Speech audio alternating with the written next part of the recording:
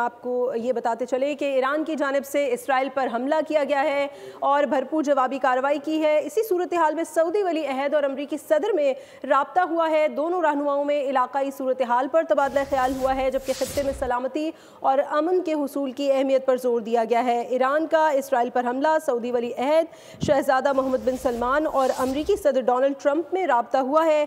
दोनों रहनुमाओं में इलाकाई सूरत हाल पर भी तबादला ख्याल किया गया है, जबकि खित्ते में सलामती और अमन के हुसूल की अहमियत पर भी जोर दिया गया है। ईरान की जानिब से इसराइल पर हमला किया गया है, जिसमें सऊदी वली अहद और अमरीकी सदर के दरमियान टेलीफोनिक राब्ता हुआ है। दोनों रहनुमाओं ने इलाकाई सूरत हाल पर तबादला ख्याल किया है, जबकि खित्ते में सलामती और अमन के हुसूल की अहमियत पर जोर दिया गया है। आपको ये बताएं कि ईरान ने इसराइल पर जवाबी हमला किया। अमरीकी सदर ट्रंप की ज़ेर सदारत अहम इजलास वाइट हाउस में जारी है। इजलास में सिक्योरिटी हुक्काम शरीक हुए हैं।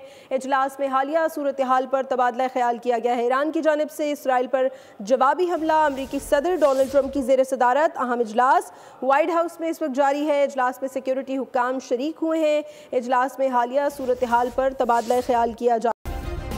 सब्सक्राइब करें और बेल दबाएं ताकि कोई खबर रह न जाए।